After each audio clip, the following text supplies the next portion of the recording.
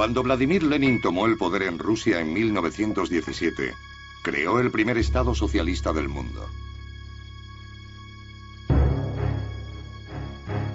Pero otros socialistas afirmaban que la dictadura de Lenin no era auténtico socialismo. En los siguientes 60 años, personas que se llamaban a sí mismas socialistas, a menudo discrepando violentamente entre ellos, llegarían al poder en países de todo el globo, hasta gobernar a más del 60% de la humanidad.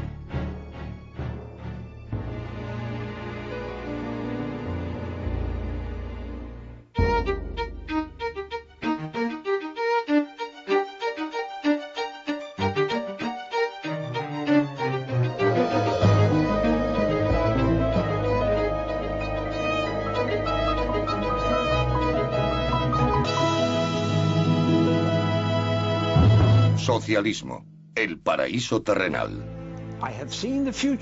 He visto el futuro y funciona. Esas fueron las palabras del periodista norteamericano Lincoln Stephen tras visitar la Unión Soviética en 1919. Aunque la revolución bolchevique aterrorizaba a mucha gente en todo el mundo, parecía validar la profecía de Marx de que el triunfo del socialismo sería inevitable. Soy Ben Wattenberg. Bienvenidos a la segunda parte de Socialismo, el paraíso terrenal. En esta entrega, la revolución comunista se extiende a China. El socialismo democrático llega a Europa y el socialismo emerge como un nuevo camino hacia el crecimiento económico en el tercer mundo.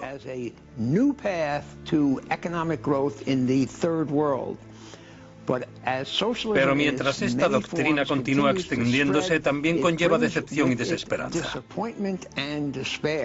La realidad no estuvo a la altura del ideal en ningún rincón del mundo. Y empezamos en la nueva URSS, la Unión de Repúblicas Socialistas Soviéticas.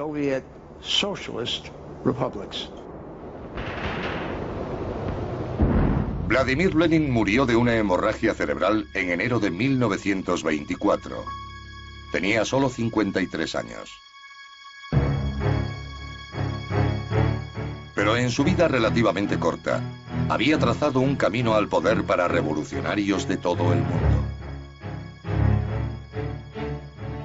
Lenin electrizaba, emocionaba, inspiraba y aterraba a gente de todo el mundo dependiendo de su mentalidad. Y lo que resulta curioso es que él diera vida al fascismo.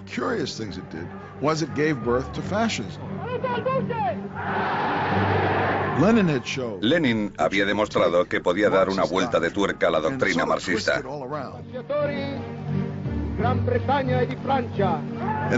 En Italia estaba Mussolini, quien decía que él también era un revolucionario. Para el Duce, como para Lenin, hacer la revolución era lo primero.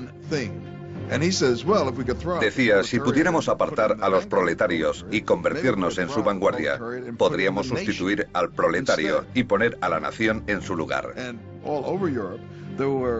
En toda Europa hubo grupos de socialistas que de repente se hicieron nacionalistas.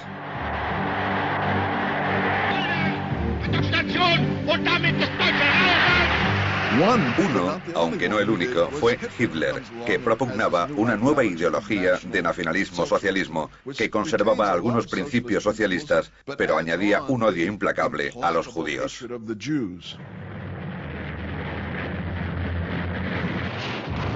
Benito Mussolini unió fuerzas con Adolf Hitler para iniciar una guerra mundial más devastadora aún que la anterior. La alianza entre Italia, Alemania y el Japón imperial puso a Mussolini frente a sus antiguos camaradas socialistas.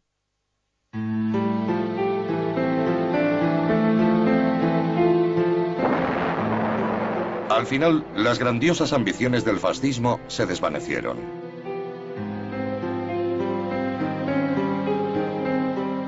El mundo vio por última vez el cuerpo de Mussolini colgado en una gasolinera abandonada de Milán. Al día siguiente, Hitler se suicidaba. Con la derrota de las potencias del eje, la ideología fascista se desmoronó. Pero la muerte de este extraño vástago solo allanó el camino para que florecieran otras ramas del socialismo. Después de la Segunda Guerra Mundial, el comunismo se propagó como nunca antes. Los triunfos del ejército de la Unión Soviética en la Segunda Guerra Mundial crearon el marco perfecto para que los gobiernos comunistas tomaran el poder en Europa Oriental y Corea del Norte. Pero la mayor conquista del comunismo estaba aún por llegar. 4 años después del final de la guerra, en China, fuerzas insurgentes comunistas expulsaban al gobierno nacionalista pro-occidental del país.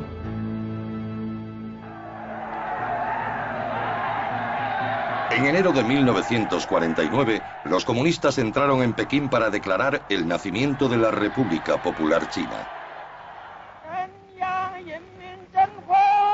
Su líder era un intelectual de 55 años llamado Mao Zedong. Mao fue un auténtico revolucionario. No creía en la normalidad ni en la rutina. No le gustaba la burocracia. Movilizó a millones de campesinos para que se unieran a la revolución comunista. Mao dio a los chinos lo que se llamaría el cuenco de arroz, la promesa de seguridad económica. Pero el precio fue la sumisión.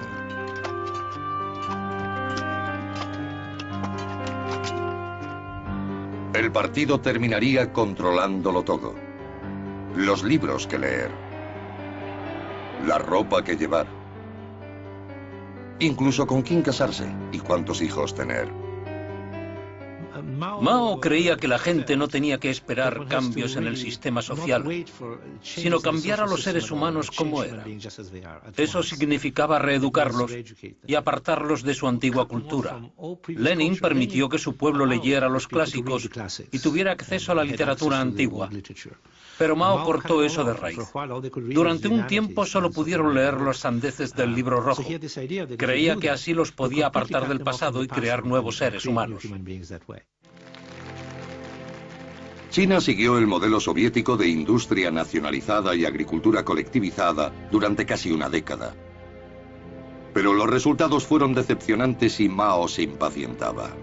Se desilusionó con el modelo soviético y pensó que podría mejorarlo imponiendo el comunismo de la noche a la mañana. Era un pensador utópico. Así fue como a finales de 1957 lanzó lo que se llamó el Gran Salto Adelante. En el centro del Gran Salto Adelante estaba una nueva institución china, las Comunas Populares. Más de 23.000, que integraban a 500 millones de personas.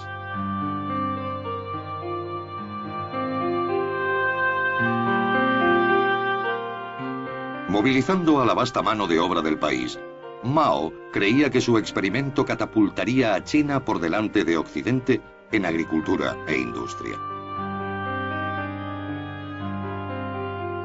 Pero el desenfrenado compromiso del país con el Gran Salto Adelante desembocó en cuotas de producción demasiado altas y productos de calidad inferior. En un programa, el gobierno intentó acelerar la producción de acero, animando a los campesinos a construir pequeños altos hornos en las comunas de toda China. Como materia prima, los campesinos donaron objetos de hierro de sus propias casas, incluyendo woks y otros utensilios de cocina. El acero producido no obtuvo ningún valor. Mao también hizo hincapié en la producción agrícola. Pensó que podía acelerar el crecimiento agrícola plantando más. Pero eso era científicamente irracional y no aumentó la producción. En 1959 hubo sequías e inundaciones, una especie de desastre natural, que unido a esta política humana, se convirtió en una combinación asesina. Los campesinos tenían que trabajar muchas horas al día. Acababan totalmente agotados. No tenían suficiente para comer y en algunas zonas se morían de hambre. Se calcula que esta utópica idea llevó a la muerte a 30 o 40 millones de campesinos.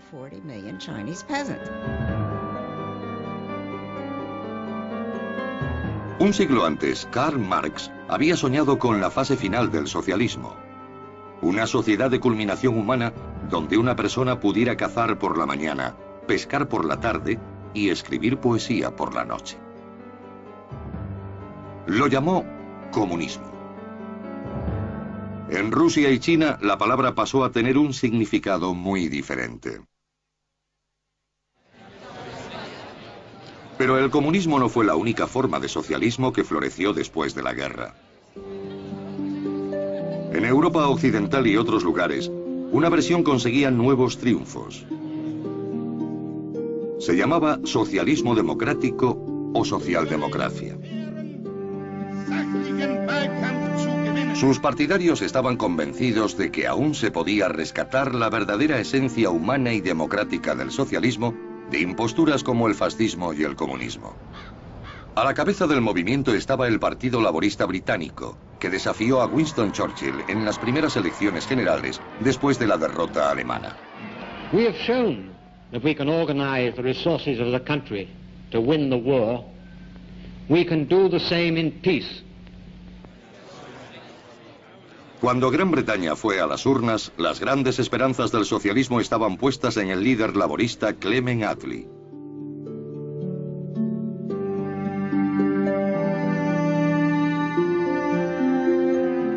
Clement Attlee era el tímido hijo de un famoso abogado londinense.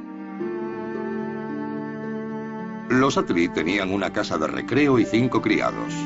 Eran cristianos fervientes y voluntarios activos. En primer lugar, hay que entender que Clement Attlee llegó al socialismo a pesar de sí mismo. No quería estar ahí. No era para lo que lo habían educado. Él tenía las opiniones conservadoras de un hombre de su clase de la época. Attlee se licenció en Oxford y se dedicó a las leyes. Entonces, una noche de otoño, su hermano le invitó a visitar una organización para niños desfavorecidos en el barrio de Limehouse del East London. Vio por primera vez las condiciones en las que vivían los pobres en Inglaterra y aquello le cambió la vida. Vio a niños muriendo de hambre. Vio grandes familias viviendo en pequeñas habitaciones sin muebles, sin comida ni calefacción.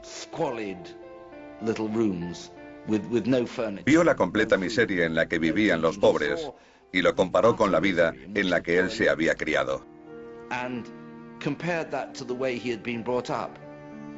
Eso le hizo socialista. Año y medio después, con 24 años, Attlee asumió la dirección de la organización y se mudó. El barrio de Limehouse se convertiría en su hogar durante los siguientes 14 años. En 1908 se unió a un grupo de socialistas del Partido Laborista Británico.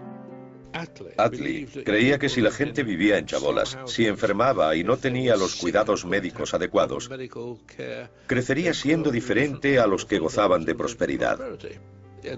Una doctrina del socialismo dice que hay que cambiar el entorno físico si quieres mejorar la naturaleza humana. Esas eran sus ideas. Attlee se presentó voluntario para combatir en la Primera Guerra Mundial y luchó con gran valor. Cuando el gobierno movilizó la economía para la guerra, él y otros pensaron que el socialismo podía funcionar. La influencia de los socialistas dentro del Partido Laborista crecía. En 1918, revisaron su doctrina para apoyar la propiedad colectiva. El Partido Laborista Británico no había empezado como socialista, sino como laborista, como una manera de que los sindicatos obreros tuvieran más representación en la política. Pero después atrajo a más intelectuales socialistas de clase media. En 1918, y para contentar a esta clase media, el partido adoptó un programa que abrazaba de forma explícita el socialismo como ideología. Y lo hicieron en la parte denominada cláusula cuarta, que decía básicamente: creemos en una sociedad en la que todo el poder productivo es de propiedad social, refiriéndose al gobierno o a la comunidad. Attlee se convirtió en el líder del Partido Laborista. Durante la Segunda Guerra Mundial fue el segundo tras Winston Churchill en el gobierno de unidad nacional de Gran Bretaña.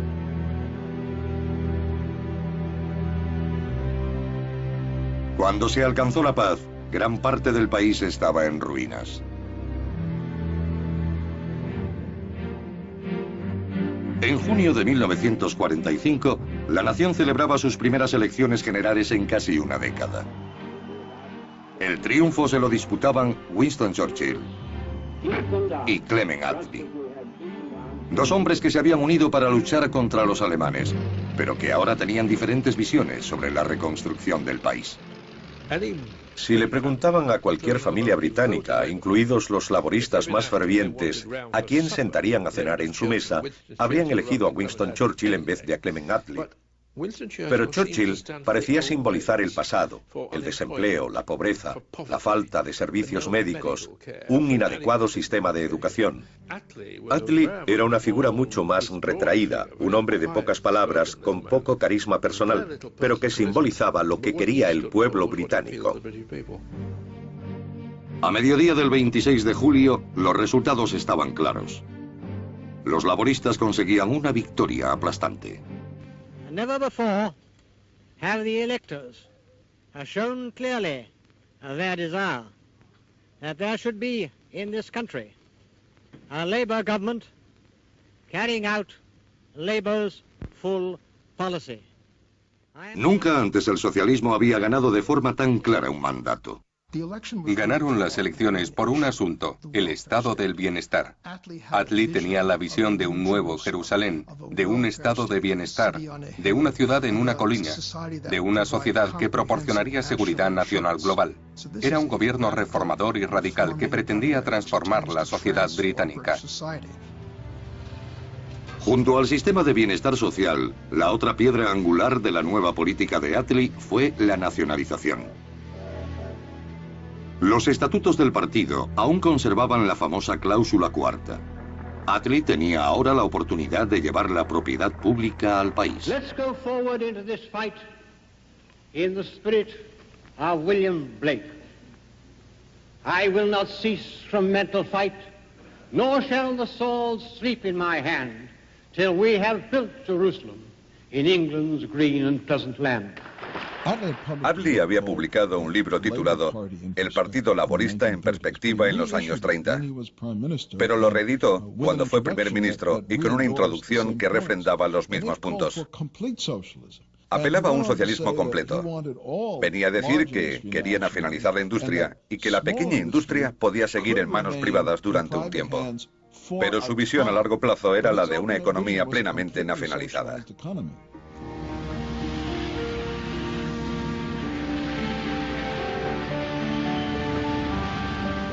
El gobierno de Attlee permanecería 6 años en el poder.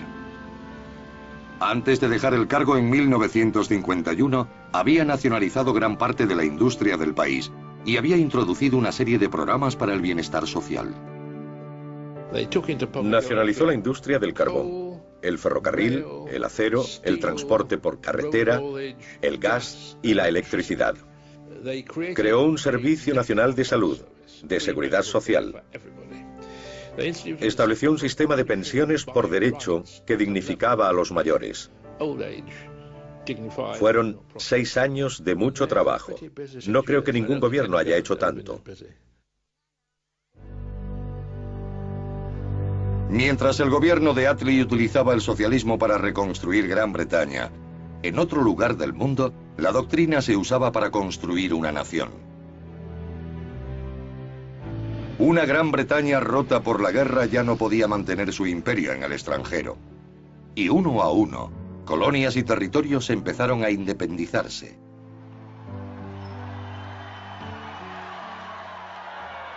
...1948 fue el año de la creación del nuevo Estado de Israel... ...a partir del Fideicomiso Británico de Palestina. Durante décadas, el movimiento sionista había luchado para crear un Estado asentando judíos en Palestina. Muchos de esos asentamientos eran pueblos socialistas llamados kibbutz. El kibutz era socialista, pero al mismo tiempo era la expresión de una revolución nacional. Se veían a sí mismos como la futura sociedad judía de esa tierra.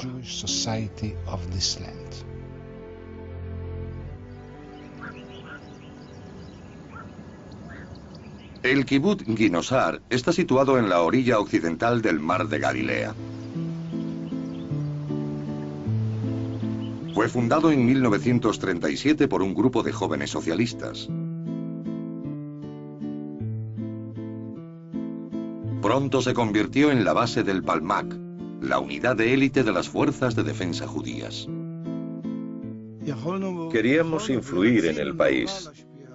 Esa era la idea. Influir y propugnar la igualdad y todas nuestras creencias. Moshe Abbes llegó al Kibbutz Ginosar en 1940 cuando solo tenía 20 años. En esos primeros años el Kibbutz no tenía suficientes tiendas, por lo que dormía en el suelo. Pero para Moshe y otros, el sacrificio mereció la pena. El espíritu del Kibbutz nos dio la fuerza para vivir así. Una vez, cuando me preguntaron si era religioso, les dije que yo tenía una religión y que esa era el Kibbutz. Cubría todas mis necesidades. En 1948 estalló la Guerra de Independencia y las fuerzas del Palmach, con base en el Kibbutz, encabezaron la victoria judía. Con el apoyo del nuevo Estado de Israel, Ginosar empezó a prosperar. Se construyeron casas permanentes. Se inició una rentable política de pesca. Se empezaron a criar pollos. Producían leche y miel y se sembraron plátanos, mangos, olivos y tomates.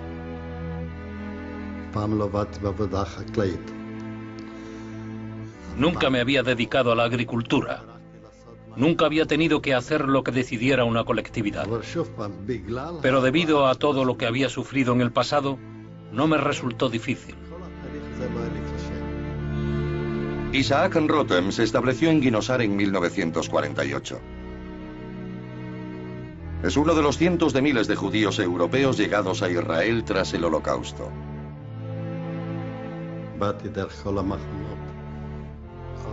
Había pasado por todos los campos, Auschwitz, Chipre, y de repente me encontraba con una gran familia, con gente que se interesaba por mí, que me preguntaba. El Kibbutz era socialismo a escala humana. En vez de que el gobierno fuera el dueño supremo de todo, como ocurría en la Unión Soviética y a menor escala en Gran Bretaña, todo pertenecía a la comunidad y tomaba las decisiones colectivamente. Tomaron prestado el lema de Marx que decía: de todos según su capacidad, a todos según sus necesidades. No había propiedad privada, todo se compartía. Y todo se hacía de forma democrática, es decir, en reuniones de grupos o de comités donde la gente planteaba sus necesidades y el Kibbutz decidía democráticamente qué hacer para que la gente pudiera satisfacerlas. No necesitábamos un salario porque había comida en el salón y ropa en unos almacenes especiales. Al principio ni siquiera había ropa propia. El almacén la distribuía semanalmente para todos los miembros. Te podía tocar una camisa que otro miembro hubiera llevado la semana anterior.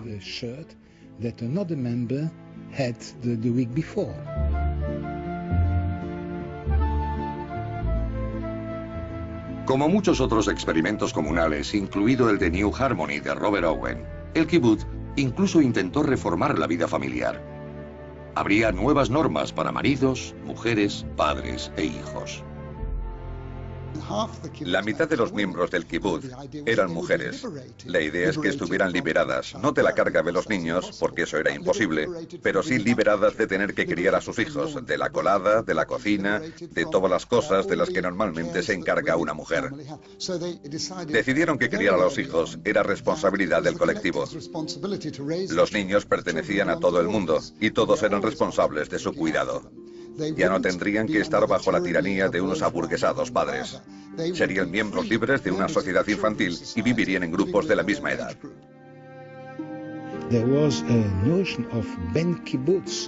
Existía la noción del Ben Kibbutz, hijo o hija del Kibbutz. Incluso en algunos, cuando nacía un niño, se reunía la Asamblea General para decidir su nombre.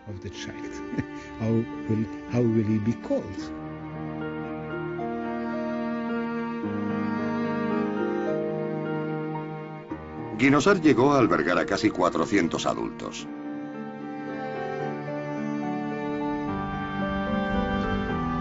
El movimiento del kibutz crecería hasta alcanzar 270 comunas con más de 130.000 miembros, un 5% de la población de Israel, y tendría un papel preponderante en la vida del nuevo Estado. Para empezar, marcaron la frontera en el norte, el oeste, el sur, en todas partes. Allá donde hubiera un kibutz, estaba Israel. Hicieron mucho por la agricultura. Pasó el tiempo y aportaron su granito de arena a la industria. También contribuyeron políticamente. Los dos primeros ministros fueron miembros del kibutz. En el primer gobierno lo eran casi la mitad. Una quinta parte del parlamento eran miembros de estas comunas. Al principio, todos los jefes del ejército también lo fueron. Me atrevo a decir que, sin los kibutz, no habría existido el Estado de Israel.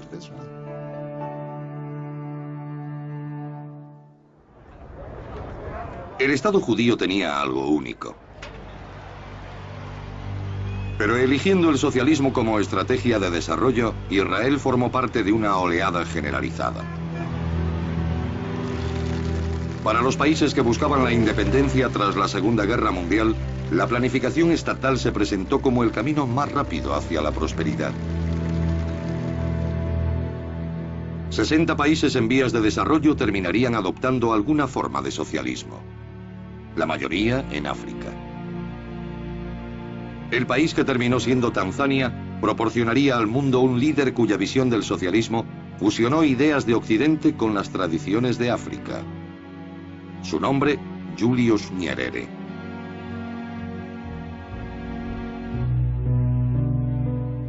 El padre de Nyerere era un jefe tribal del noroeste de Tanganica, como se conocía entonces el territorio británico.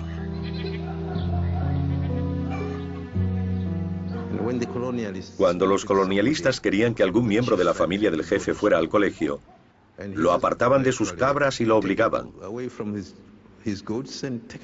Así empezó Julius. En 1949, Nyerere llegó a la Universidad de Edimburgo, en Escocia. En Edimburgo empezó a estudiar con profesores socialistas que hablaban de la propiedad pública. Nyerere les dijo que eso se hacía en su tribu. De repente parecía como si las prácticas a las que él estaba acostumbrado, consideradas siempre atrasadas y avergonzantes, se correspondieran con el pensamiento social más avanzado del momento, que era la sociedad que los europeos propugnaban. Cuando Nyerere regresó a Tanganica en 1952, el malestar colonial se había extendido por todo el continente. En el norte, Kenia estaba inmersa por la violenta rebelión de los Mau Mau. Tanganica permanecía en paz, pero los rumores de independencia estaban en el aire. Nyerere consiguió trabajo como profesor, pero encontró su verdadera vocación en la política. Pronto convirtió un antiguo club social en el primer partido político de su país. Mientras el partido atraía a miles de seguidores, él conservó el título de su primera profesión, Mwalimu, la palabra suajili para profesor.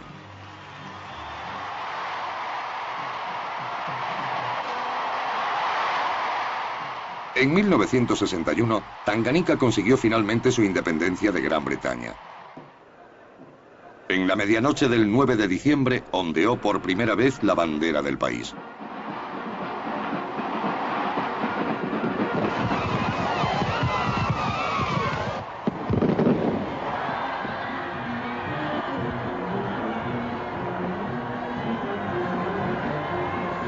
Al año siguiente, Tanganica invistió a Julius Nyerere como su primer presidente. Fue elegido con más del 98% de los votos. Nyerere se dispuso a acabar con los tres dragones que asolaban el país: la ignorancia, la pobreza y la enfermedad. Su arma sería el socialismo, fusionado con las antiguas costumbres tribales de África. La palabra que usó para describirlo fue ujamaa, clan en suajili. Mi padre creía en el socialismo. Después de la independencia, la mayoría de los tanzanos eran analfabetos. No éramos ricos, así que había que avanzar juntos. Rosemary Nyerere nació el mismo año que su padre llevó al país a la independencia. Ahora es miembro del Parlamento. Mi padre solía decir, no hay nada nuevo porque así es como vivimos. En un típico pueblo tanzano no se ven núcleos familiares formados por madre, padre e hijos. Nosotros tenemos mucha gente viviendo alrededor. Nos ayudamos unos a otros. No es nada nuevo. En 1967, Tanganica se unió con la isla de Zanzíbar para convertirse en Tanzania. Nyerere llevaba más de 4 años abogando por su socialismo africano, pero aún no lo había impuesto en el país. Entonces decidió convertirlo en ley. Nyerere diseñó el camino hacia el socialismo en un discurso que fue conocido como Declaración de Arusha. Fue una declaración, no solo para Tanzania, sino para toda África. Otros africanos se fijaron en él porque era el intento más completo y más ambicioso de crear una especie de manifiesto comunista para África. Nyerere nacionalizó bancos y grandes industrias, prometiendo dar a los obreros el control de los medios de producción. Las inversiones extranjeras serían rechazadas en nombre de la independencia. Según Nyerere, el socialismo prepararía el terreno para la verdadera independencia. Con la declaración divulgó muchas cosas, una especie de utopía. Parecía que junto al desarrollo económico se creaba un nuevo ser humano. Era una teoría que se preocupaba por la gente. Fue un periodo muy emocionante. Nyerere animó a los tanzanos a convertir sus comunidades en cooperativas, a las que llamó pueblos Ujamaa.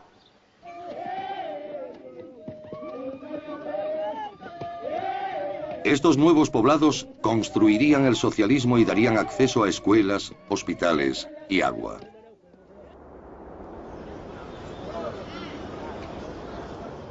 Frente al puerto de la capital, Dar es Salaam, Gesalole se convirtió en pueblo Ujamaa en 1971.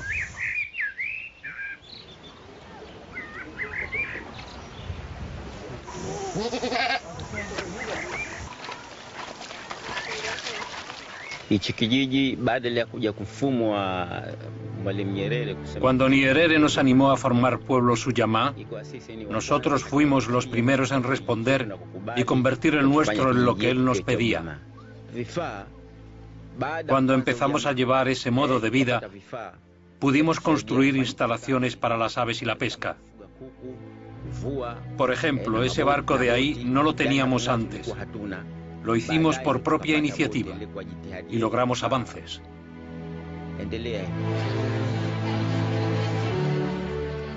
La visión de Nyerere del socialismo africano consiguió la admiración de muchos países de Occidente. La Guerra Fría se intensificaba y muchos lo consideraron la mejor alternativa al comunismo soviético en el tercer mundo. Empezó a recibir apoyo moral y económico.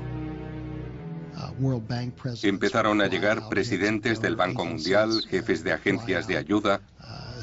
Los estudiantes pasaban medio año o un año en la Universidad de Dar es Salaam. A mediados de los años 60 y principios de los 70, la universidad era un gran centro de reuniones. Fue un intento serio y razonable de socialismo. Existía la sensación generalizada de que había que apoyar ese experimento. Los rumores sobre el potencial del socialismo en el tercer mundo llegaban a Europa en medio de profundas decepciones. En países como Gran Bretaña, Las pensiones y la seguridad social continuaban contando con gran apoyo. Pero la planificación estatal no había cumplido sus promesas. En los años 60 en Gran Bretaña hubo una gran tensión. Ahí estaba la clásica imagen de los 60 con los Beatles, los Rolling Stones y el mundo de Carnaby Street. El problema era que la energía creativa que se desarrollaba en la música y la ropa no llegaba a la mayor parte de la economía británica. Hubo un estallido de color y efervescencia, pero ocultaba que la economía iba de mal en peor. Vivíamos de los créditos del pasado. La industria estaba en declive, como la minería de carbón, los astilleros y el acero. Nadie sabía de dónde iba a salir el dinero a partir de ese momento. Era un falso paraíso. En 1971, el Times de Londres describió el estado del país como la enfermedad británica.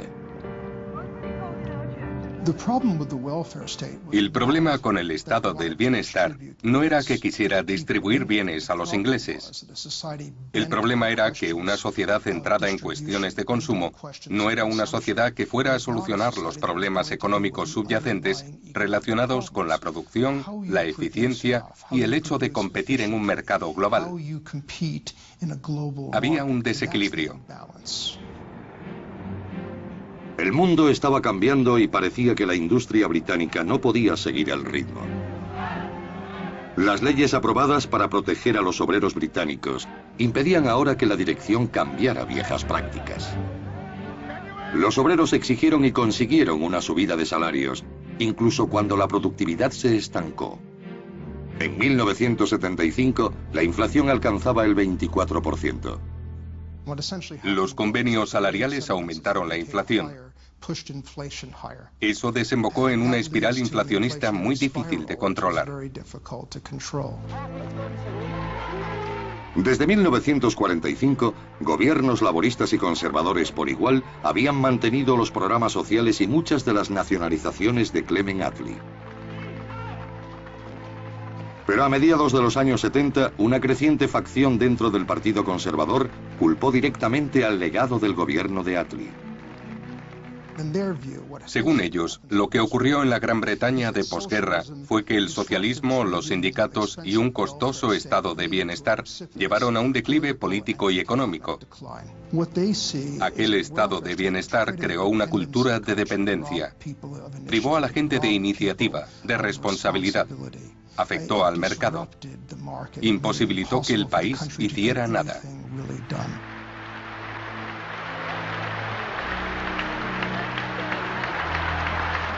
Uno de los miembros más francos del Partido Conservador fue su nueva líder, Margaret Thatcher.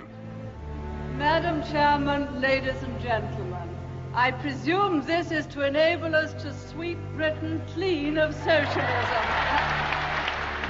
La señora Thatcher no soportaba la idea de que se diera por hecho el declive de Gran Bretaña. Lo rechazaba. Pensaba que era un país grandioso. Estudiando lo que podía estar mal, decidió que lo que necesitaba la economía era una espectacular remodelación para hacer que la gente volviera a ser independiente.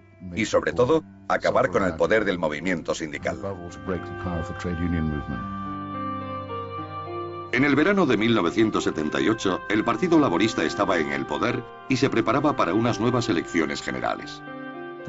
El gobierno laborista creía que lo que necesitaban realmente era un año de baja inflación. Impusieron una norma a los sindicatos, a todos los trabajadores, de un aumento salarial del 5%. En diciembre de ese año, tuvo lugar la primera huelga contra esa norma en la fábrica de Ford.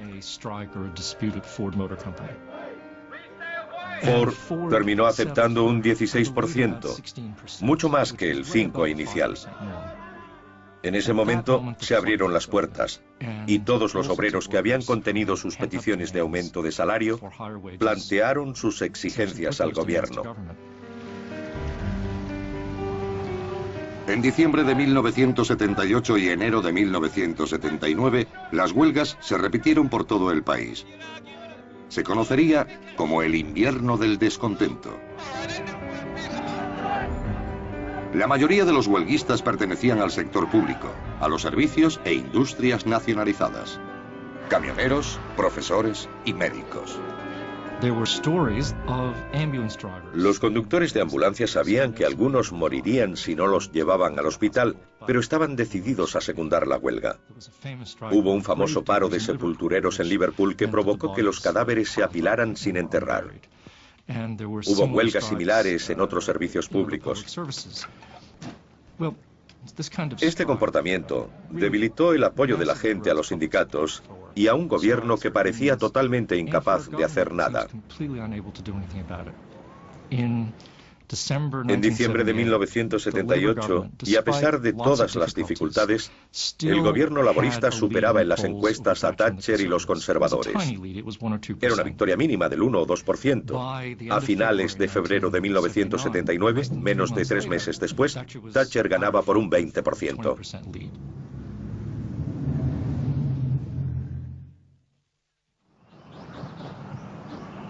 En Israel, el socialismo también estaba perdiendo parte de su tirón. Los fundadores del movimiento Kibbutz habían creído que el modo de vida comunitario arraigaría con el tiempo. Pero los años pasaban y la tendencia de los Kibbutz se apartaba del colectivismo. Al principio nos daban ropa una vez a la semana del almacén. Después hubo armarios y todos teníamos nuestra ropa en casa. La comida estaba en el comedor, pero al final todos teníamos una nevera. Después empezamos a tener algunos productos en casa, como refrescos o fruta.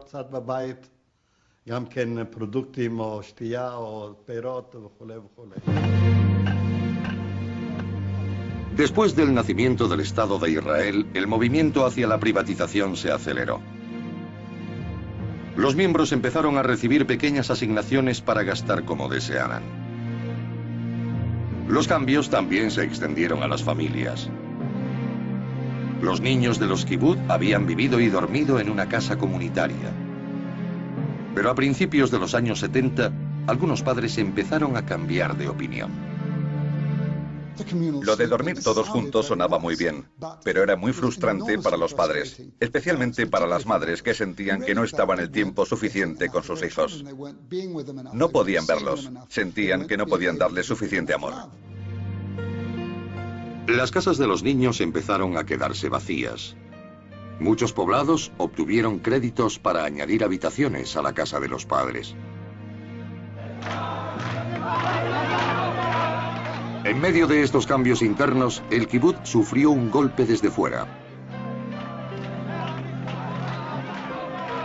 En mayo de 1977, Menachem Begin llevó al poder un gobierno conservador por primera vez en la historia israelí. El antiguo gobierno laborista estaba fuera y con él los subsidios, exenciones de impuestos y contratos que habían otorgado a los kibbutz. Hubo una época en la que Israel nos quería, porque vivíamos en zonas problemáticas, producíamos alimentos. Éramos los héroes de este país. Al final, el Estado nos dio a entender que ya no nos necesitaba. El nuestro era un lugar de residencia como cualquier otro y nos pidió que fuéramos independientes.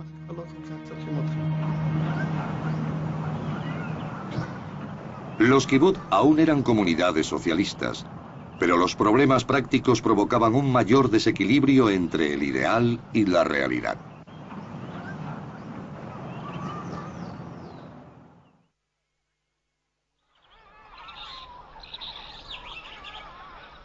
En Tanzania, la decepción fue a más.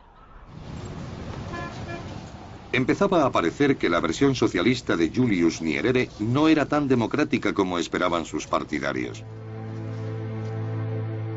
En 1965, 3 años después de ser elegido presidente, modificó la constitución del país para prohibir todos los partidos políticos, menos el suyo. En cierto momento le preguntaron si un sistema de partido único incluiría garantías contra el abuso de poder. To some extent there are safeguards, but I have sufficient power under the Constitution to be a dictator.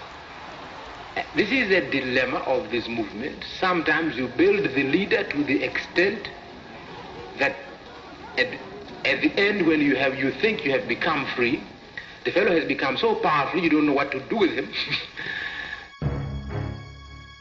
Nyerere buscaba más allá de Occidente un modelo de socialismo que encajara más con un país pobre como Tanzania. En 1965 hizo su primera visita a China. El año que fuimos a China, Tanzania sufría hambruna. En aquel momento éramos solo 15 millones de personas. En China había 1.000 millones y todos comían. 1.000 millones. Hacían sus propios ferrocarriles, tenían ingenieros, construían sus casas y carreteras. Y nosotros no podíamos hacer ni siquiera un puente. China empezó a interesarse por el desarrollo de Tanzania. Terminaría contribuyendo con más de 2.000 millones de dólares en ayudas, más de lo aportado por cualquier otro país. La amistad entre ambos estados se intensificó y la visión de Nyerere del socialismo pareció virar cada vez más hacia el modelo chino.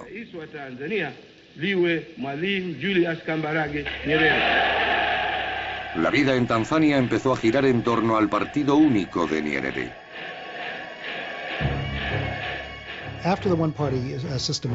Después de que se pusiera en práctica el sistema de partido único en 1965, el país empezó a ser cada vez más autoritario. Se estableció, por ejemplo, la Juventud del Partido, que pretendía de alguna manera imitar a la Guardia Roja de China. Los grandes periódicos eran del régimen. Los medios de comunicación estaban bajo el control del gobierno. El movimiento de sindicatos independientes fue absorbido por el partido gobernante. Toda asociación independiente fue suprimida o sometida al control del partido.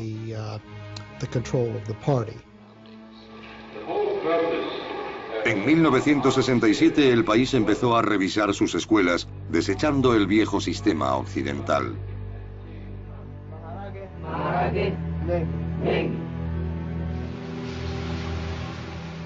Los estudiantes empezarían entonces a aprender profesiones técnicas y la ideología socialista. Dejó de estudiarse ciencia, física, química y biología. Decían que eso era un triunfo, pero para nosotros fue el final de todo. Christopher Tikila es pastor de la Iglesia de la Salvación de Dar es Salaam y líder del partido de la oposición en Tanzania. Ha sido arrestado más de 20 veces por su actividad política. Sus problemas con el gobierno comenzaron cuando estaba en secundaria. Todos los profesores eran de Occidente y nos enseñaron la santidad de la vida humana, la dignidad y esas cosas. De repente, esa gente a la que nos habían hecho llamar hermanos, porque vivían en democracia y disfrutaban de derechos humanos, eran ahora imperialistas. Estaba confuso. Los tanzanos no abrazaron todos los aspectos del experimento socialista de Nyerere. Por mucho que se les animó, no se desplazaron a los pueblos Ujamaa. En 1973, Nyerere perdió la paciencia. Ordenó redistribuir a todos los tanzanos por los pueblos planificados en menos de 3 años. Hubo problemas desde el principio. Durante la ejecución del programa se cometieron algunos errores. A veces un pueblo se reubicaba en un lugar donde no había agua. A veces los hombres del gobierno se comportaban de una manera brutal. Esas cosas pasan a veces.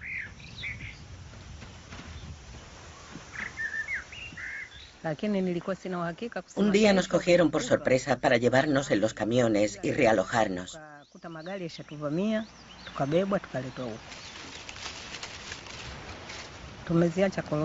Tuvimos que dejar las castañas allí, cuando estábamos a punto de recogerlas. El pueblo de Satuni Abasi fue reubicado en 1974. No todos quisieron irse.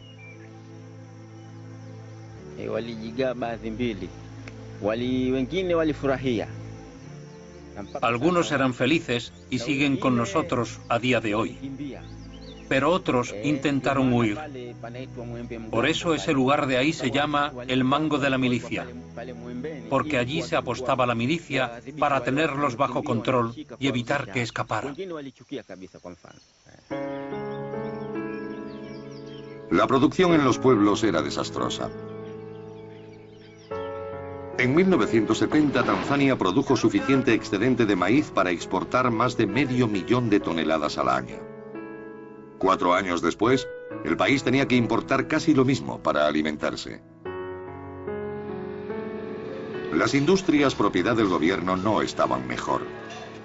Sirva como ejemplo la fábrica de zapatos de Morogoro. A principios de los 80, funcionaba al 4% de su capacidad. El conflicto en la frontera de Tanzania con Uganda y una crisis internacional del petróleo golpearon aún con más fuerza la economía. Después de la guerra, las cosas empeoraron. Había escasez de todo. Recuerdo tener que caminar hasta Kenia para volver con pasta de dientes, jabón y cosas así. Tampoco había mucha comida. Se pasaba hambre.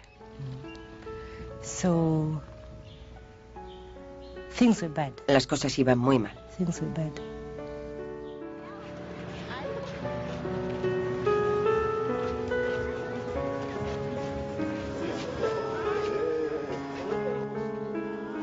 Julius Nyerere había logrado crear una nación, pero el socialismo no había conseguido hacerla próspera.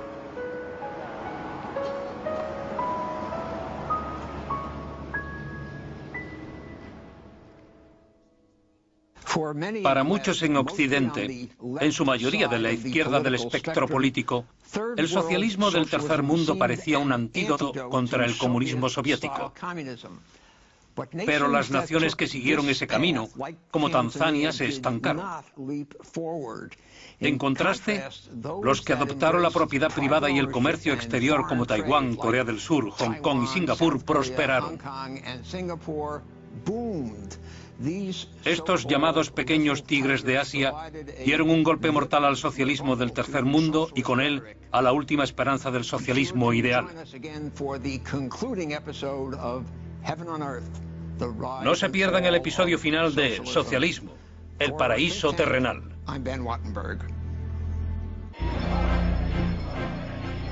En Oriente cae el comunismo mientras en Occidente se reinventa la socialdemocracia. ¿Qué forma tomará el socialismo en el siglo XXI?